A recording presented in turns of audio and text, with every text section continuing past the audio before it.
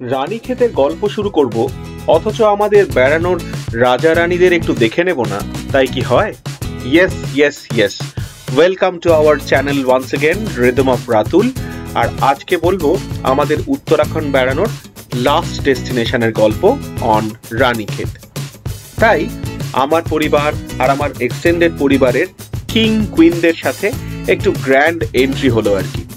না, এর মধ্যে আমার মতন এই কুমড়ো পটাশ চেহারার ছবি মোটেই যাচ্ছে না, তাই তোমরা খালি আমার গলা শোনো, ওতে ফ্যাট বোঝা যায় না।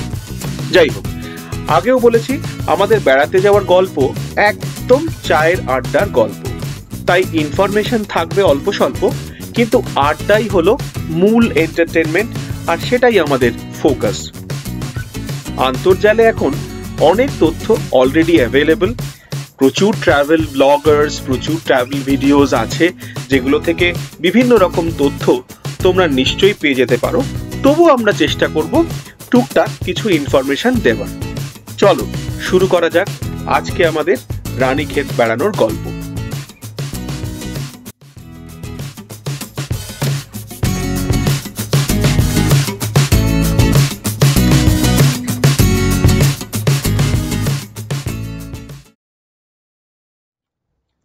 রানীক্ষেত, যার মানে রানীর তৃণভূমি, এটি একটি স্থানীয় কিংবদন্তি থেকে নামকরণ করা হয়। রাজা সুধরদেব তার রানী পদ্মিনীর হৃদয় জয় করেছিলেন, যিনি পরবর্তীকালে তার বসবাসের জন্য এই স্থানটি বেছে নেন। এটির নাম দেন রানীক্ষেত। যদিও এখানে কোনো প্রাসাদ নেই, ভারতীয় গ্রীষ্মের তাপ থেকে বাঁচবার জন্য শৈল শহরটি ব্যবহার করা হতো। রানীক্ষেতের গড় উচ্চতা 1869 মিটার।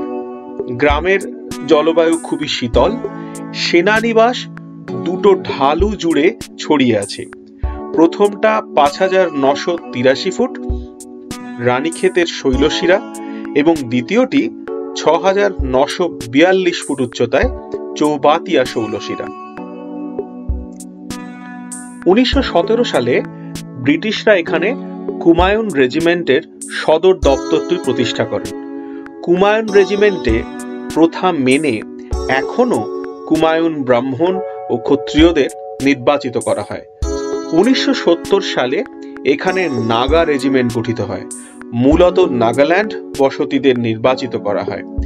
ভারতীয় সেনাবাহিনী দ্বারা পরিচালিত কুমায়ুন রেজিমেন্টের এবং নাগা রেজিমেন্টের সামরিক হাসপাতালও এখানেই আছে রানীক্ষেতে। এছাড়াও নানান মত প্রচলিত আছে, যেমন একসময় কেতুরি ও চাঁদ রাজারা এখানে শাসন করেছেন। রানী পদ্মিনী এই জায়গার সৌন্দর্যে মুগ্ধ হয়ে এখানে বসবাস শুরু করেন, এবং অনেকের মতে সেই কারণেই বোধহয় তিনি এই জায়গার নাম রেখেছিলেন রানীক্ষেত। অনেকে আবার বলেন এখানে একসময় প্রচুর যুদ্ধ হয়েছে, মানে প্রচুর রণক্ষেত্র দেখা যায় বিভিন্ন জায়গায় ছড়িয়ে ছিটিয়ে, সেই থেকেই নাকি এই জায়গার নাম হয়েছে রানীক্ষেত। সে যাই হোক, ইতিহাস অনেক কথা বলে, কিন্তু মূলত আমার চোখের সামনে ভারতের উত্তরাখণ্ডের আলমোড়া জেলার অন্তর্গত এই রানীক্ষেত, মানে এই একটা শৈল এবং সেনানিবাস শহরের এত সুন্দর প্রাকৃতিক সৌন্দর্য, যেটা অবশ্যই আমার মনে হয় প্রত্যেকেরই একবার এসে দেখে যাওয়া উচিত।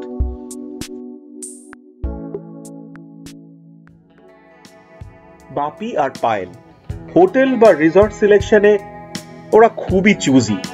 বেশ দুজনে অনেকটা সময় নিয়ে যেগুলো আলটিমেটলি ফাইনাল করে।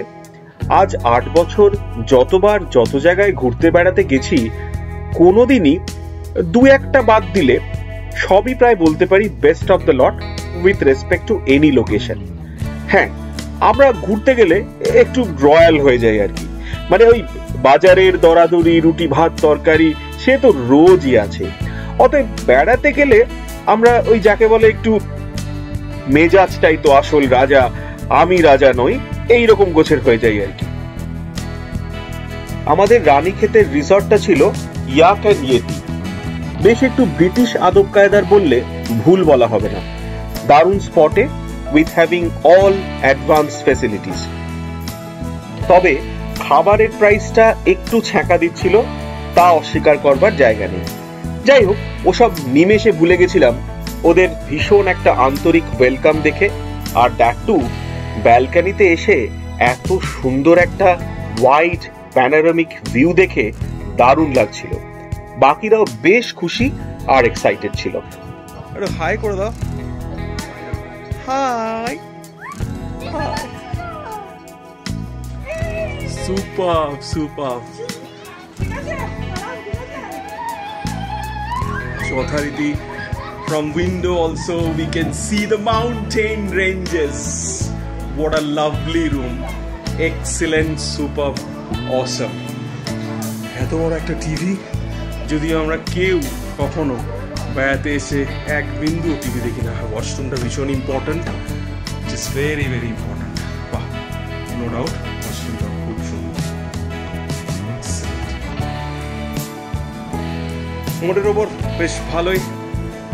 লাস্ট ডেস্টিনেশন আমাদের, এরপরে আমরা চলে যাব দিল্লি, দিল্লি থেকে ব্যাক টু কলকাতা।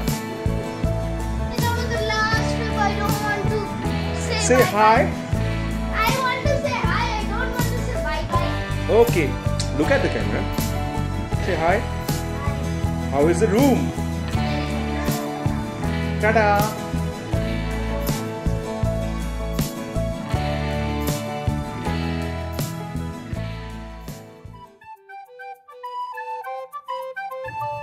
এমনিতে আমার বন্ধু বাপি প্লেয়ার হিসেবে নো ডাউট খুবই ভালো, কিন্তু কৌশানী আর রানীক্ষেত এই দুই জায়গায় যুগপৎ আমার কাছে টেবিল টেনিসে হেরে বেচারা প্রতিশোধ তোলবার জন্য অপেক্ষায় আছে। সে একদিকে ভালো, এই সুযোগে আমাদের নেক্সট বেড়ানোর প্ল্যানিংটাও হয়ে যাবে। কি বল বাপি? একদম নিশ্চয়ই হবে, অপেক্ষায় থাক।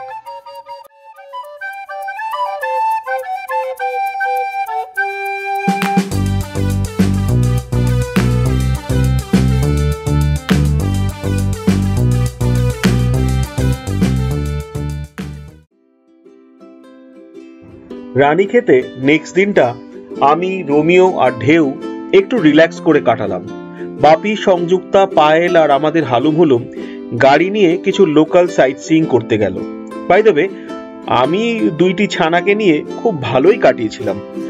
ওরা যেসব জায়গাগুলো স্পট করলো সেগুলো সম্বন্ধে একটু বলি। তোমরা এখানে আসলে অবশ্যই ঘুরে এসো, আমার মতো লাস্ট দিনটা ল্যাদ খেও না।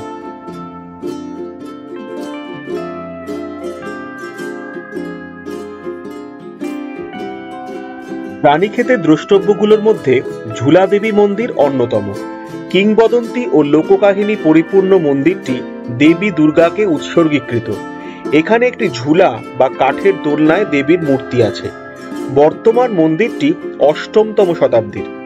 লোককথা অনুযায়ী রানীক্ষেতের বন্য পশুদের আক্রমণ থেকে গ্রামবাসীদের বাঁচাতে দেবী দুর্গার স্বপ্নাদেশে মন্দিরটি তৈরি হয়। আজও ভক্তরা মনোবাঞ্ছা পূরণ হলে মন্দিরের গায়ে ঘণ্টা বেঁধে দেন। রানী ঝিল বৃষ্টির জল সংগ্রহের জন্য সেনাবাহিনী দ্বারা নির্মিত এটি একটি কৃত্রিম হ্রদ। এটি রানীক্ষেতের অন্যতম আকর্ষণ, যা নৌবিহার এবং অন্যান্য অ্যাক্টিভিটির জন্য বিখ্যাত। চৌবাতিয়া গার্ডেন। কুমায়ুনি ভাষায় চৌবাতিয়া হলো 4টি পথের মিলনস্থল। এটি আসলে বোটানিক্যাল গার্ডেন। এই বাগানে অ্যাপেল, পিচ, অ্যাপ্রিকট এই সমস্ত গাছ রয়েছে। বেশ নিরিবিলি শান্ত পরিবেশে গাছেদের সাথে সময় কাটাতে, হাঁটতে, ঘুরে বেড়াতে, একটু আধটু বোটিং করতে ভালোই লাগে। এছাড়াও আছে চার্চ, গলফ কোর্স। এই সমস্ত জায়গায় সারাদিন বাপি, সংযুক্তা, পায়েল ওরা একটু ঘুরে এলো।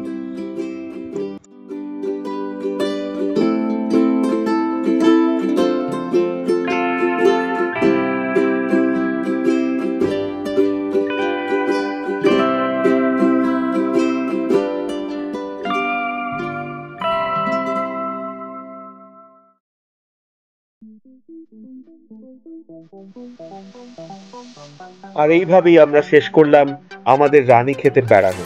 শেষ বলবো না, journey never ends, we always have the wanderlust to start again. যাই হোক, পরদিন ব্রেকফাস্ট সেরে বেরিয়ে পড়লাম আমরা বীরেন্দ্রজির গাড়ি নিয়ে সোজা কাঠগোদাম। সেখান থেকে ট্রেনে দিল্লি, তারপর নেক্সট দিন ফ্লাইট নিয়ে সোজা আমাদের মনের শহর, প্রাণের শহর কলকাতা। উত্তরাখণ্ডকে রেখে দিলাম মনের মণিকোঠায়, আর তোমাদের সাথে গল্প করব বলে ফিরে এলাম তিলোত্তমায়। আবার দেখা হবে পরের কোনো বেড়াতে যাওয়ায়, প্রচুর গল্প হবে, প্রচুর আড্ডা হবে। টিল দেন সবাই ভালো থেকো। Bye buy from our channel rhythm of Ratul.